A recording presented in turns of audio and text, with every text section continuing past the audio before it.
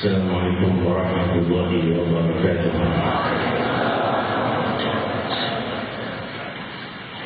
Hamdan li rabbil khassana bi Muhammadin wa anqadana min dhulmatil jahli wal layali. Alhamdulillahi alladhi hadana bi 'abdihi muqtadiman da'ana ilayhi bil izni wa qad nadana labbaika ya man dallana wa hadana. Sallallahu wa sallam wa baraka alayhi wa ala alihi. Alhamdulillahi alladhi jama'ana fi hadzal majma'il karim. Walhamdulillahi alladhi jama'ana fi hadhihi sa'atil mubarakah wa fi hadhihi jalsatil mubarakah wa fi hadhihi al-lailah wa fi hadhihi al-munasabah.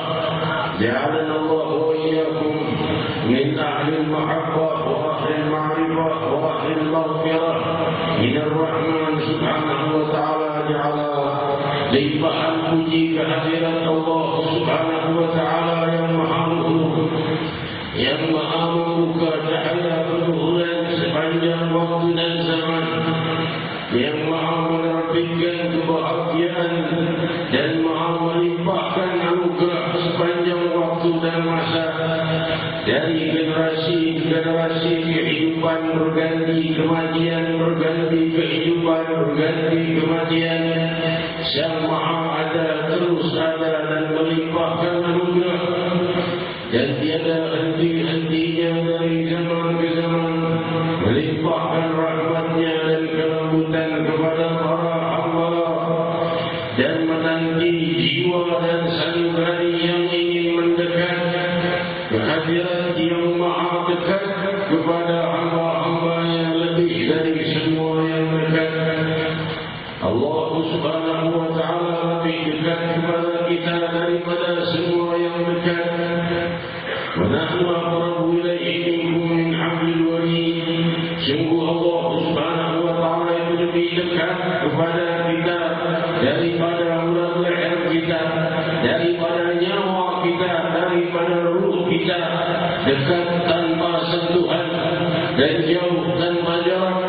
Hadirin hadirat yang dimuliakan Allah, di malam yang luhur ini aku dan kalian semoga berkumpul di dalam cahaya keluhuran, saling berderang dengan keluhuran, orang membawa keluhuran, dilimpahi oleh yang Maha Luhur keluhuran di dunia dan akhirat, dari yang Maha memiliki keluhuran dunia dan akhirat, keluhuran jiwa dan sanubari, keluhuran perasaan, keluhuran pemikiran, keluhuran perbuatan, keluhuran pekerjaan, keluhuran rumah tangga, keluhuran masyarakat, keluhuran kota, wilayah dan bangsa. Amin Allahumma amin. Wahai yang Maha mendengar segenap munajat dan doa, Dialah Allah Subhanahu wa Ta'ala yang aku dan kalian akan menghadapnya.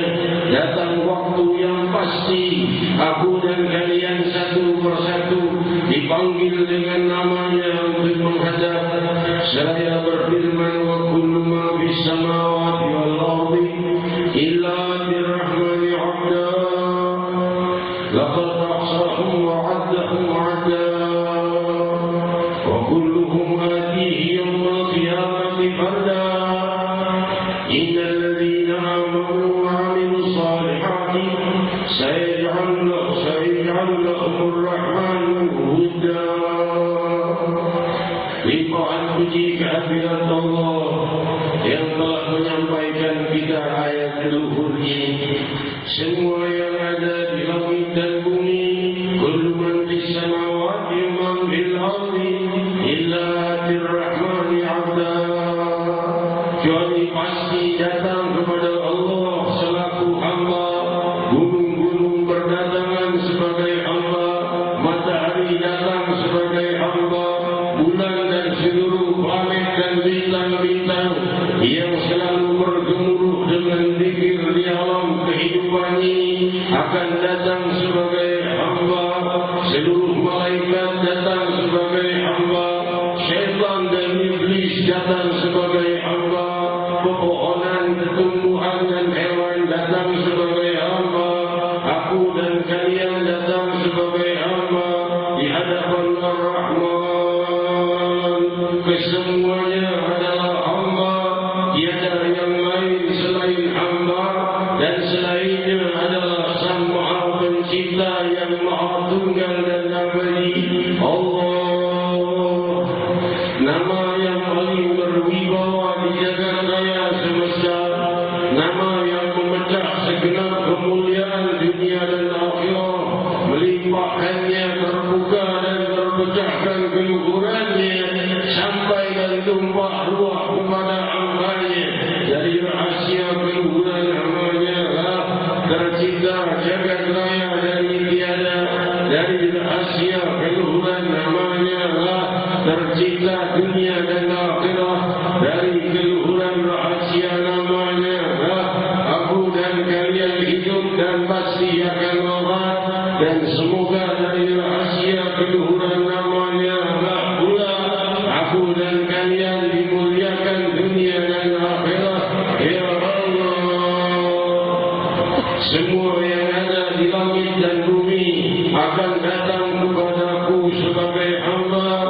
laqad ahsahum wa 'addahum 'adda.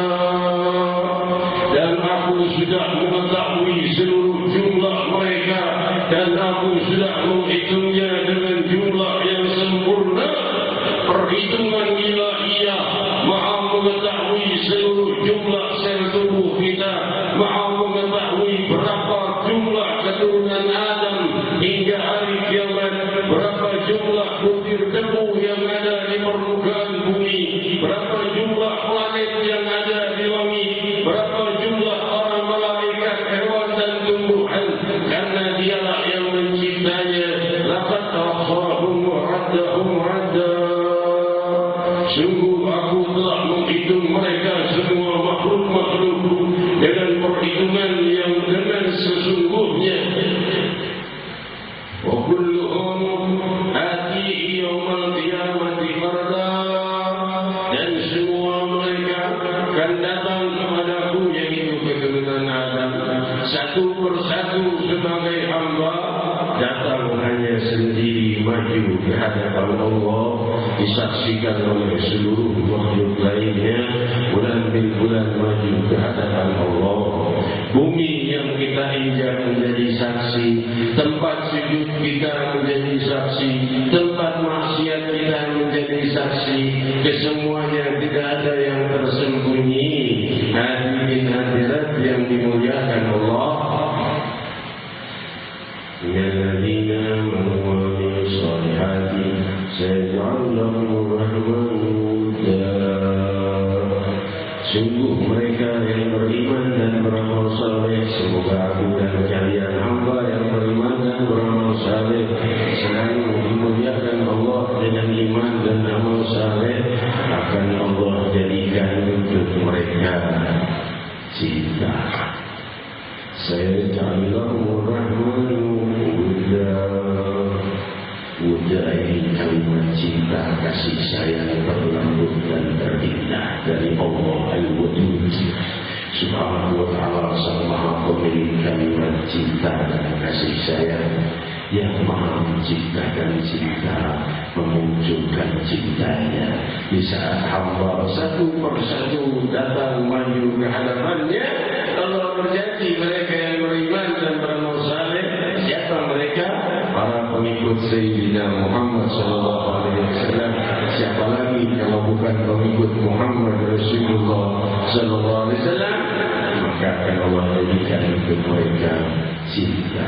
Maksudnya Allah tunjukkan cintanya Allah kepada mereka saat itu, di saat detik-detik perjumpaan yang merupakan detik-detik menentukan di masa kehidupan kita, dan setelah kita jumpa dengan Allah ditentukan di saat perjumpaan itu. Hadirin hadirat yang dimuliakan Allah, detik-detik yang menentukan kehidupan kita yang kekal. Sayyidina Imam Hujjatul Islam wa Barakatul Anam bulan pas Al-Imam Abdul Rahman Al-Imam Umar bin Abdul Rahman Al-Attas Sahibur Rahim. Riwayatnya jika Sayyidina Imam Umar bin Abdul Rahman Al-Attas Sahibur Rahim ini selesai dari salat tahajudnya tengah malam, yang membaca zikir wudda, wow, dan ianya panjang wudda, terus dia mengulang-ulang kalimat itu sampai ada subuh. Dia mengulang satu kalimat itu, cintamu kasih sayang, cintamu kasih sayang, cintamu kasih sayangmu. Demikianlah ucapan yang dilafazkannya hingga terbitnya subuh, dan dia menikmati lezatnya ucapan cinta kepada Allah. Saudara-saudariku yang kumuliakan, lewati hari-hari terindah dalam kehidupan, yaitu menikmati lezatnya cinta Allah, lezatnya mencintai Allah, yang dengan itu Allah mencintai kita. Allah Subhanahu wa ta'ala telah disabdakan oleh Nabi kita Muhammad SAW, diriwayatkan dalam Sahih Bukhari, bahwa Rasul SAW bersabda, barang siapa yang mendekat padaku sejengkal, aku mendekat padanya sehasta. Menunjukkan jika kita kita cinta pada Allah, Allah lebih cinta pada kita. Hadirin hadirat yang dimuliakan Allah,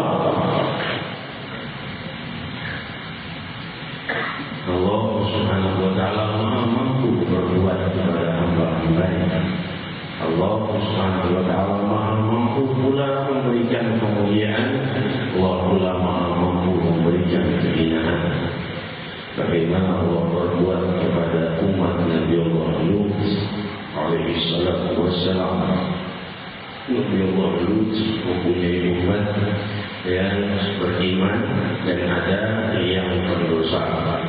Dosanya adalah homoseksual dan lesbian, pria dengan pria, wanita dengan wanita.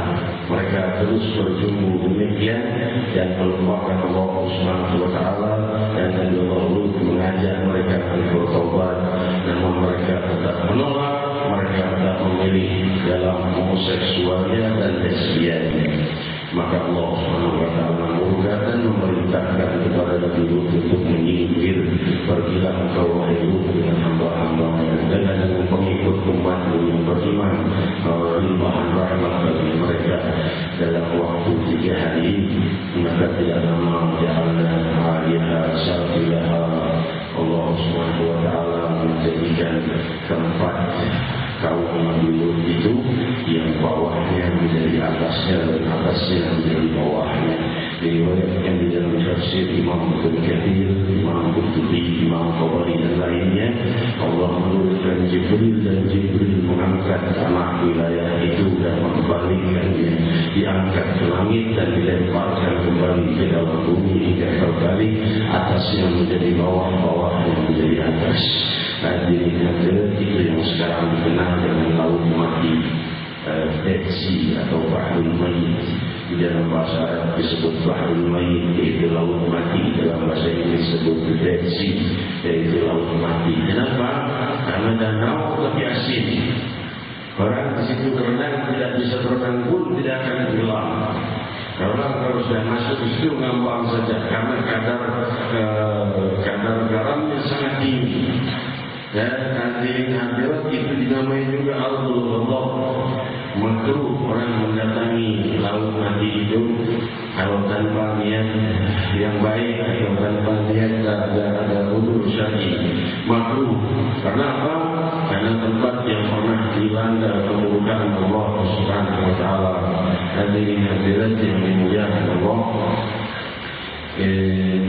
tempatnya adalah di Jordan, di negeri Jordan, dekat dengan perbatasan Israel. Dekat dengan perbatasan Israel, kaum Nabi Lut di situ Allah Subhanahu wa taala melimpahkan azabnya kepada mereka. Kaum Nabi Lutnya selamat, menyelamatkan diri, pergi ke tempat yang jauh. Hadirin hadirat, demikian yang Allah perbuat kepada mereka yang terus menolak untuk mendekat kepadanya. Tidak diperbuat di dunia, barangkali dalam kubur. Tidak dalam kubur, barangkali di akhirat. Tidak akan selamat seseorang di dalam dosa-dosa kecuali 2 hal: diampuni Allah atau mendapat pencucian dosa. Keduanya rahmatnya Allah. Pencucian dosa adalah jauh lebih baik daripada dibiarkan wafat dalam kekufuran dan su'ul khatimah. Hadirin hadirat, namun yang terbaik adalah pengampunan yang maka mohonlah yang terbaik dari yang maha baik, karena Allah tidak mengecewakan hamba yang berdoa. Sebagaimana dikatakan oleh Nabi Zakaria alaihissalam, walam akun bidu'aika rabbi syaqiya. Kalau aku berdoa padamu, aku tidak akan terhinakan dan tidak akan terkecewakan. Aku pasti termuliakan kalau berdoa. Walam akun bidu'aika rabbi syaqiya. Aku tidak akan hina, tidak akan kau hina kalau seandainya aku berdoa padamu, wahai Allah.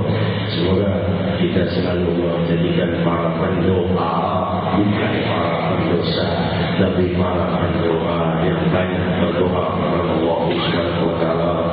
Hadirin hadirat, sampailah kita kepada hadis Nabi kita Muhammad sallallahu alaihi wasallam yang memberikan tuntunan dan kejelasan dari beberapa banyak makna yang bisa kita kupas dari hadis ini, yaitu Rasulullah SAW diriwayatkan Sayyidatina Aisyah radhiyallahu anha wa ardhaha mu'minin bahwa jika Rasul mengobati salah seorang sahabat yang sakit, beliau SAW bacaan doanya ini, Bismillah. Turbatu ardina bi'idhati ba'dina yushfa al-maridu yushfa saqimuna bi'idhati rabbina. Dengan nama Allah Subhanahu wa ta'ala, demi tanah bumi kami, demi air liur sebagian dari kami, disembuhkanlah yang sakit dari kami dengan izin Tuhan kami. Diriwayatkan oleh Imam Nawawi Hujjatul Islam wa Barakatul Anam di dalam Syarah Nawawi al-Sahih Muslim, bahwa Rasul dalam membaca doa ini, lalu setelah membacanya beliau menempelkan ibu jarinya di lidah beliau, lalu menempelkannya di bumi dan diusapkan pada yang sakit.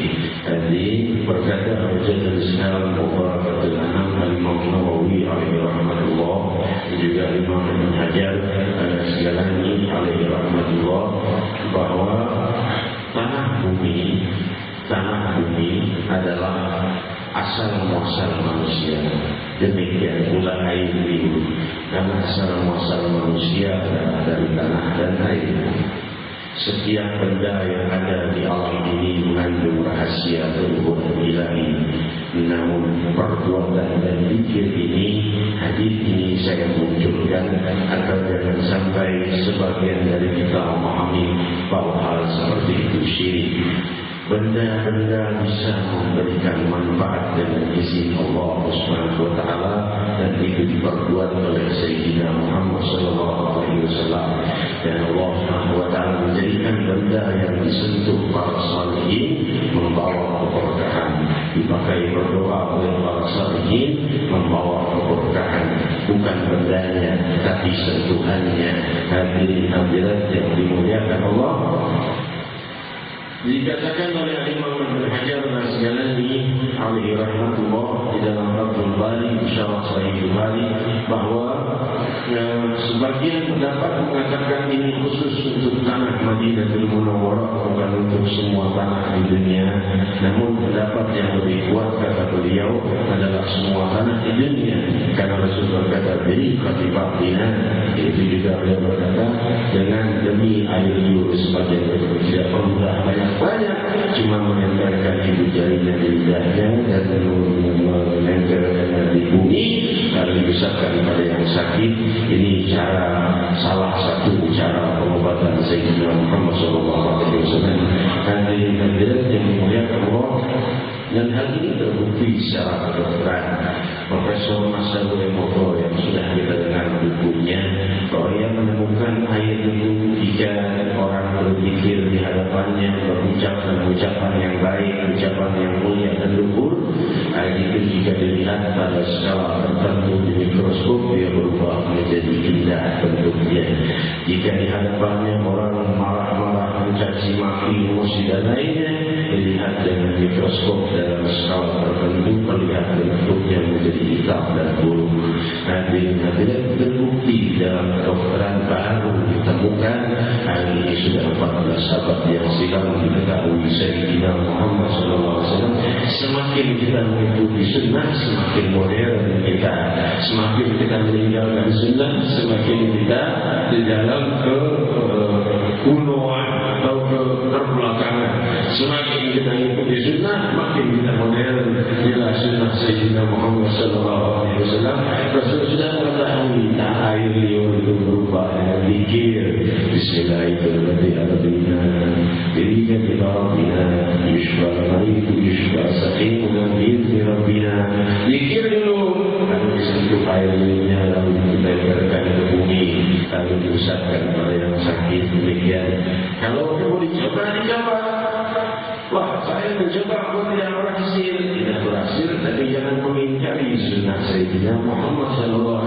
Tidak berhasil, ada pada diri kita kekurangannya. Namun tentunya dari pengobatan yang lain tidak ada salahnya kita mencoba pengobatan Sayyidina Nabi Muhammad SAW. Benda-benda yang bisa dengan zikir oleh para salihin, para rasul, para nabi, dimuliakan Allah Subhanahu wa taala. Oh, berarti pusaka itu boleh. Tidak putih. Benda-benda pusaka apapun, kalau bekas pegangan para raja yang tidak menyembah selain, malah menyembah selain Allah, malah jadi musibah, malah jadi bala, malah jadi kejauhan dan kesempitan di dalam kehidupan kita. Karena bekas sentuhan orang-orang yang tidak menyembah Allah, orang membunuh orang-orang muslimin barangkali. Namun kalau bekas sentuhan para salihin itu Allah berkahan. Jadi yang lebih jelas lagi dari hadis ini adalah firman Allah Subhanahu wa taala. Allah Subhanahu wa taala berfirman ketika salah seorang nabi Bani Israil diperintahkan oleh Allah Subhanahu wa taala untuk mengangkat Talut sebagai raja, memimpin peperangan melawan raja Jalut di masanya, yang kemudian komandonya adalah Nabi Daud alaihi salatu wassalam. Dan ini hadirat yang dimuliakan Allah, maka orang-orang menolak, ngapain kita memakai si Talut ini sebagai pemimpin raja kita?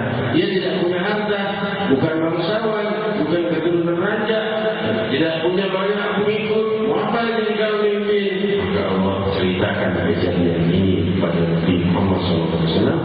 Kalau Nabi Inna ayat mulkihi ayat yang memudahku fihi sakinatun min rabbikum wa baqiyatun mimma taraka alu Musa wa alu Harun tahmiluhul malaikah inna fi dzalika laayatan lakum in kuntum mu'minin. Sungguh berkata bagi mereka tanda kepemimpinannya Talut itu adalah datangnya peti yang berisi barang-barang peninggalan, bekas-bekas pakaian yang disentuh oleh keluarga Nabi Musa dan keluarga Nabi Harun. Wabaqiyatu al Musa wa al Harun mimma taraka wabaqiyatu mimma taraka al Musa wa al Harun. Ingat kalimat dari firman Allah mengatakan, wa qala lahum nabiyyuhum inna ayata mulkihi ya'ti ayatiyakum tabut fihi sakinatun min rabbikum.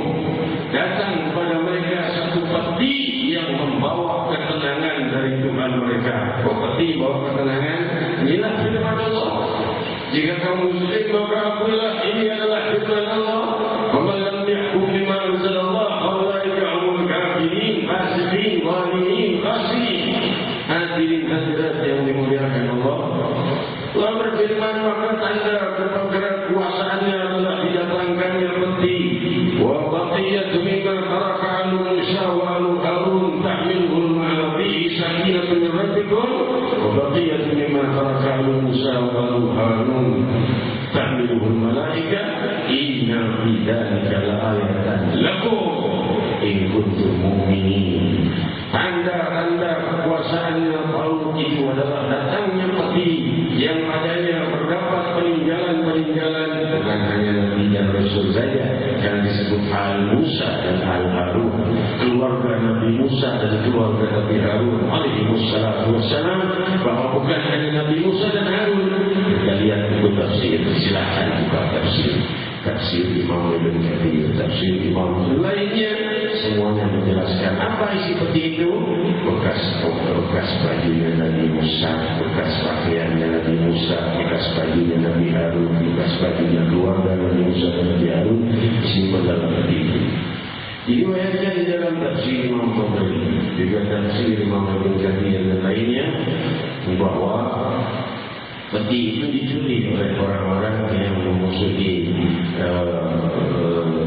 Nabi di saat itu, Nabi Bani Israil. Dicuri petinya, kami taruh di bawah patung sesembahan mereka. Taruh, besok paginya peti itu sudah ada di atas kepala patungnya. Pindahkan lagi di bawah patungnya, besoknya pindah di atasnya. Hari ketiga dipendam, tidak bisa lagi keluar petinya. Esoknya patungnya sudah roboh, petinya muncul di atas bumi. Dan sejak kejadian itu siapapun yang menyentuhnya mati selama ia bukan beriman kepada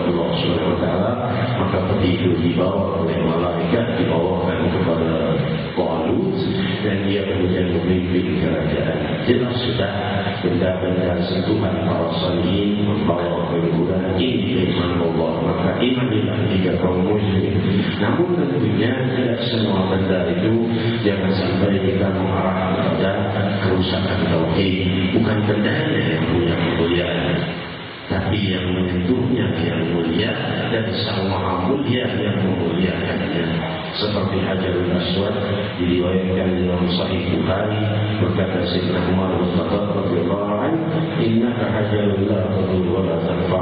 Kau Hajarul Aswad hanyalah batu, tidak bisa membawa manfaat dan mudarat. Kaulah berbalak Rasulullah sallallahu alaihi wasallam. Kalau bukan karena Rasulullah yang menciummu, aku tidak akan menciummu. Hajarul Aswad hanyalah batu, tidak bisa membawa mudarat dan manfaat. Tapi setelah dicium Sayyidina Muhammad, SAW, maka orang berebutan menciumnya karena disentuh oleh Rasulullah SAW. Nanti hadirat banyak riwayat lainnya, lebih dari 12 riwayat dalam Sahih Bukhari, di dalam Sahih Muslim lebih banyak lagi, dan juga di dalam Sahih lainnya bahwa Rasulullah SAW memperbolehkan kepada yaitu mengambil barakah dari sentuhan beliau. Itu diantaranya Sayyidina kejadian di saat perjanjian Hudaybiyah. Di saat itu Rasulullah SAW dimata-matai pasukannya oleh Sayyidina Urwah, riwayat Sahih Bukhari. Maka di saat itu Urwah melihat, aku berkatalah Urwah, diriwayatkan dalam Sahih Bukhari, berkata Urwah, aku melihat perbuatan rakyat kepada Kaisar Romawi. Aku melihat perbuatan rakyat pada Kaisar Persia. Aku melihat perbuatan rakyat pada Kaisar Najasyi. Tidak pernah aku lihat kemuliaan atau kemuliaan yang diberikan rakyat kepada rajanya. Kata Abdi Ashabi Muhammad, seperti kemuliaan yang diperbuat sahabat Muhammad kepada Nabi Muhammad SAW. Tidaklah beliau memerintah kecuali para sahabat berdesakan untuk segera menjalankan perintah beliau. Tidaklah beliau berwudu kecuali mereka berdesakan berebutan mengambil air bekas wudunya. Rasul tidak melarang, Rasul tidak mengatakannya syirik, Rasul tidak mengatakannya putus. Hadirin hadirat yang dimuliakan Allah, bahkan diriwayatkan pula dalam Sahih Bukhari ketika Rasul SAW berwudu, lantas beliau berkumur, beda keringat Rasulullah SAW itu sangat wangi. Demikian pula air liurnya, beliau berkumur lalu berwudu, lalu berkata kepada sahabat, minumlah ini. Dua orang sahabat datang mendekat kepada beliau, Rasul berkata, minumlah ini. Demikian Rasulullah SAW mengajarkan tabarruk, yaitu mengambil barakah dari bekas-bekas para salihin, dan beliaulah imam para salihin, Sayyidina Muhammad SAW. Diriwayatkan di dalam Sahih Bukhari bahwa Sayyidina Anas bin Malik radhiyallahu anhu menyimpan beberapa helai rambutnya Rasulullah SAW, dan jika ia akan wafat dia wasiat dimasukkan ke kafanku ini nanti. Ini potongan-potongan rambutnya Nabi SAW masukkan dalam kain kafanku di dalam rambutku di saat aku dimakamkan. Apakah itu syirik?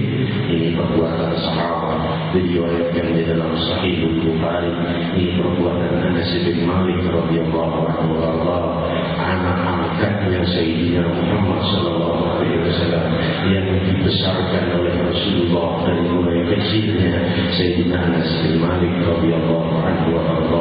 Hadirin hadirat yang dimuliakan Allah, ibundanya Sayyidina Anas ini yaitu Ummu Sulaim radhiyallahu anha. Diriwayatkan di dalam Sahih Muslim ketika Rasulullah sedang tidur, maka ibundanya ini sudah lanjut usia Ummu Sulaim radhiyallahu anha. Melihat Rasulullah tidur, keringatnya menetes sama panas, maka dia pun mengambil tegahan kecil, mangkuk kecil, menadahi keringat Rasulullah SAW yang sangat wangi. Sebagai riwayat Sahih Bukhari, wajadna riha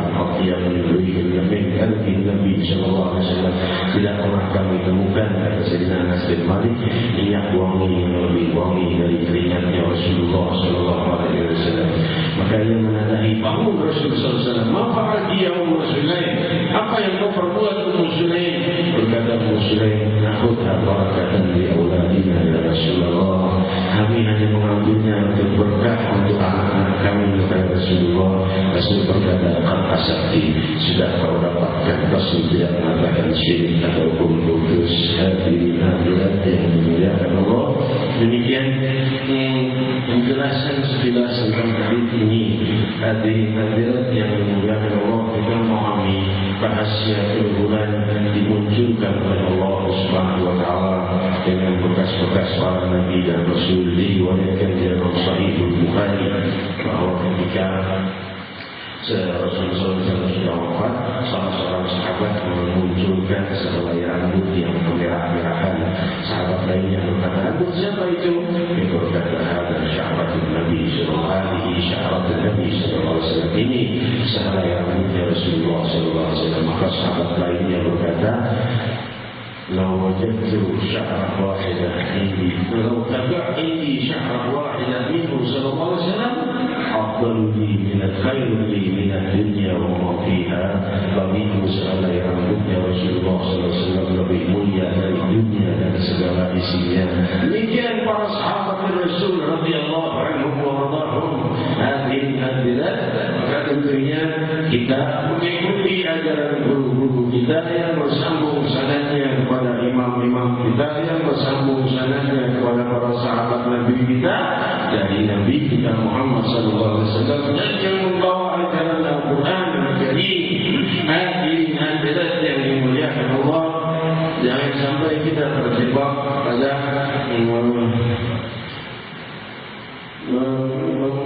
memvonis orang-orang muslim sebagai musyrik karena mengambil barakah dari para salihin. Hal itu diajarkan oleh Rasulullah SAW, namun tidak dikenal lagi di akhir zaman karena sedikitnya ulama, makin hari makin sedikit ulama. Sabda Rasulullah SAW, Inna Allah yang la yaqbul ilm intiza'an yahtazimuhu min al-ibad, walakin Allah yaqbul ilm biqadri ulama hatta la yabqa 'aliman فاتخذوا رؤوسا جهالا وسئلوا فافتوا بغير علم وضلوا.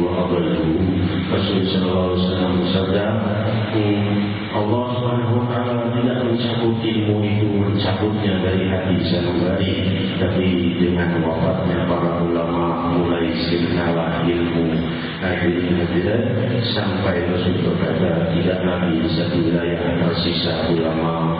Sampai habis ulamanya, maka mereka mengambil orang-orang bodoh sebagai para ulama. Maka mereka ditanya, tahu ilmu. Mereka ditanya, mereka berfatwa tanpa ilmu. Wadalu.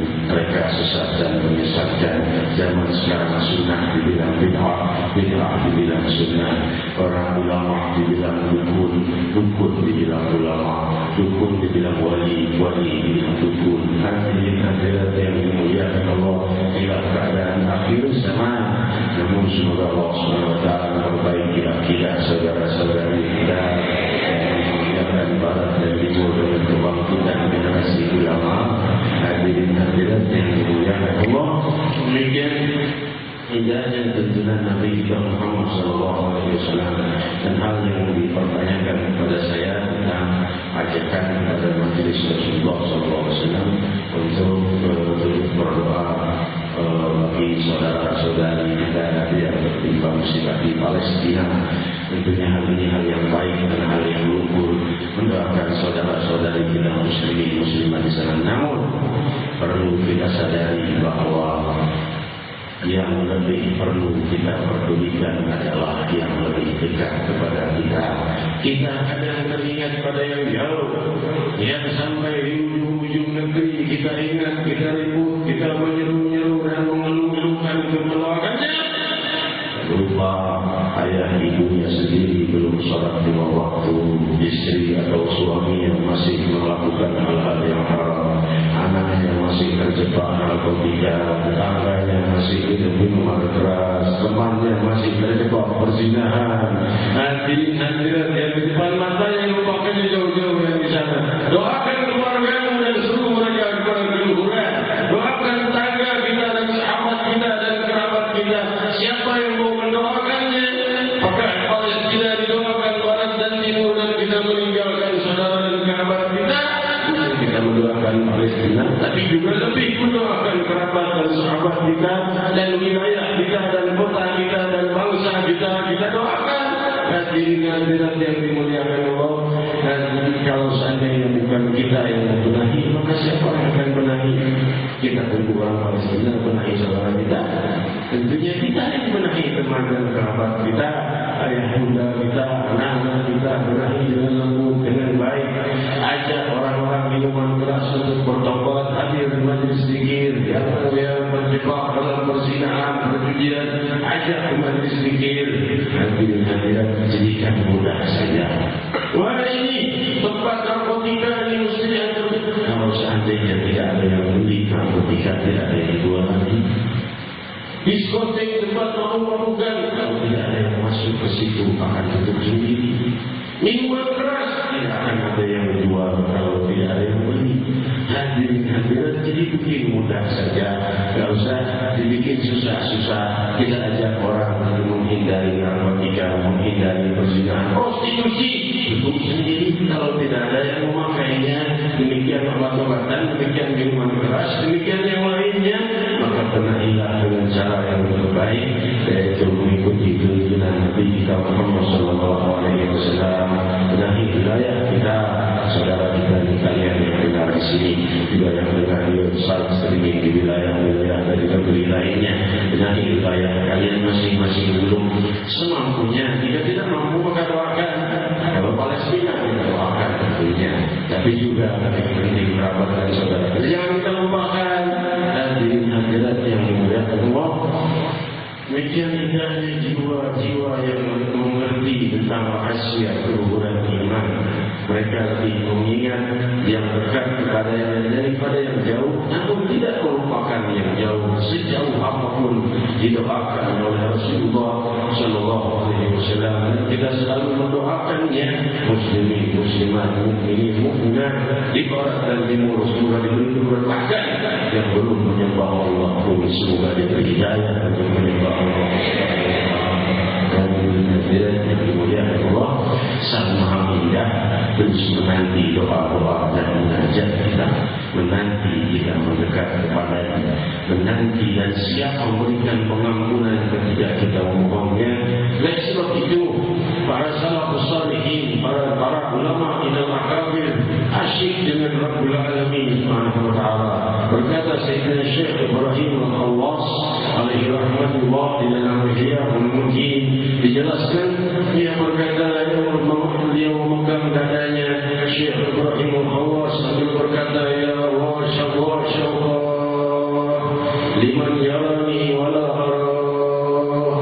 Alangkah besarnya dan beratnya kerinduan yang melintih jantungku dan dadaku ini, dengan rindu dengan kepada yang selalu melihatmu namun aku tidak melihatnya.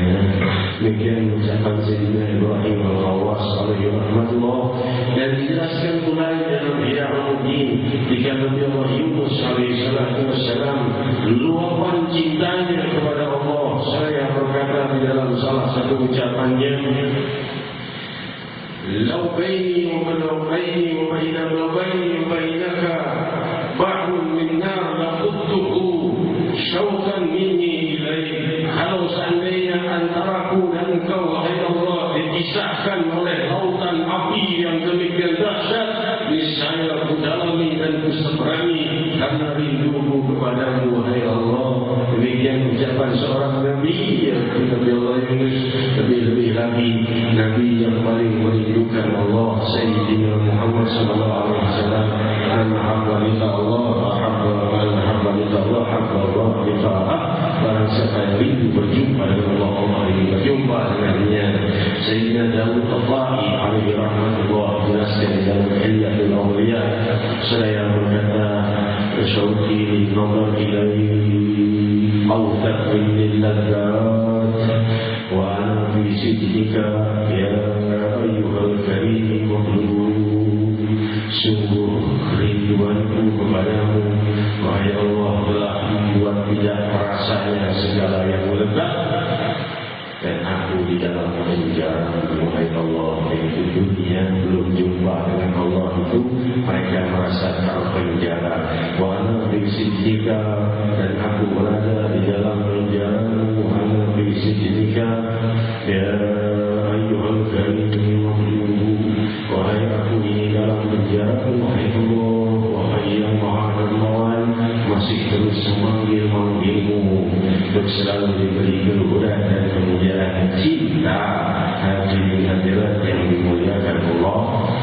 Hal-hal seperti ini semoga menjadi cahaya kesejukan bagi kita membuat kita cinta kepada Allah Subhanahu wa taala dan rindu kepada Allah Subhanahu wa taala sebagaimana Nabi kita Muhammad sallallahu alaihi wasallam orang yang paling rindu kepada Allah tidak pernah menginginkan kepada Allah Subhanahu wa taala jumpa beda dengan Nabi Musa minta Nabi Muhammad sallallahu alaihi wasallam mau tapi beliau sallallahu alaihi wasallam yang Allah yang mengundangnya untuk datang menghadap kepada Allah. Allah yang memanggil Sayyidina Muhammad sallallahu alaihi wasallam di malam Isra wal Mi'raj. Hadirin hadirat semoga Allah memuliakan dan kalian dalam rahasia kehidupan dunia dan akhirat dan semoga Allah SWT membenahi kita, membenahi saudara-saudari kita, membenahi kerabat kita, membenahi semua keluarga kita, tetangga kita, masyarakat kita, bangsa kita, negeri kita dan seluruh muslimin muslimat dan juga yang di Palestina. Semoga Allah SWT menjauhkan mereka dari musibah yang ingatlah yang di Palestina mereka tiap hari barangkali ada yang terbunuh tapi mereka terbunuh dengan syahid.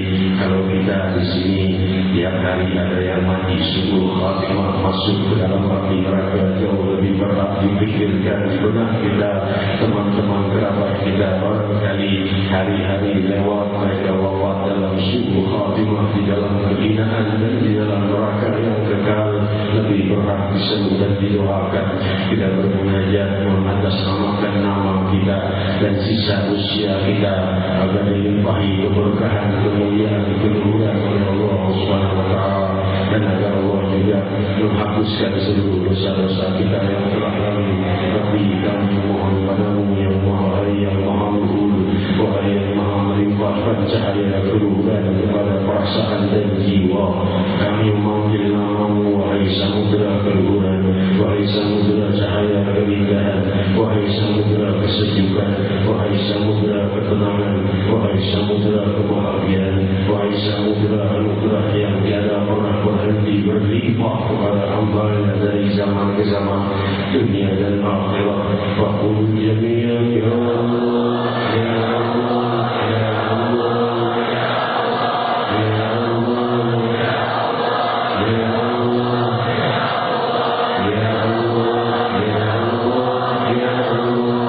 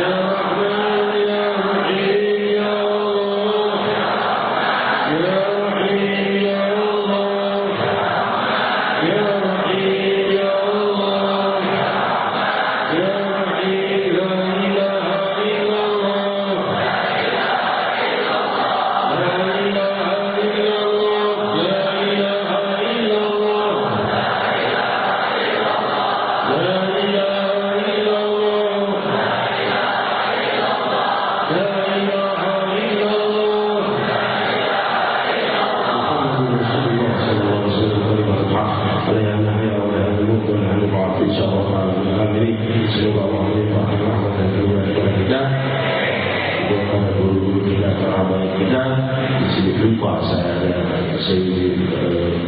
guru kita Nabi Ibrahim Mahdi Allah oleh kelupaan memberikan Nabi Ibrahim Mahdi lupa disebutkan Nabi Ibrahim Mahdi hadir bersama kita.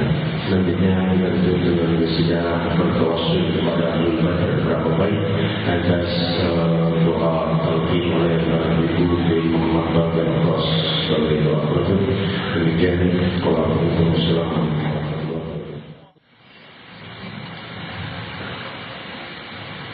Rasulullah sallallahu alaihi wasallam ya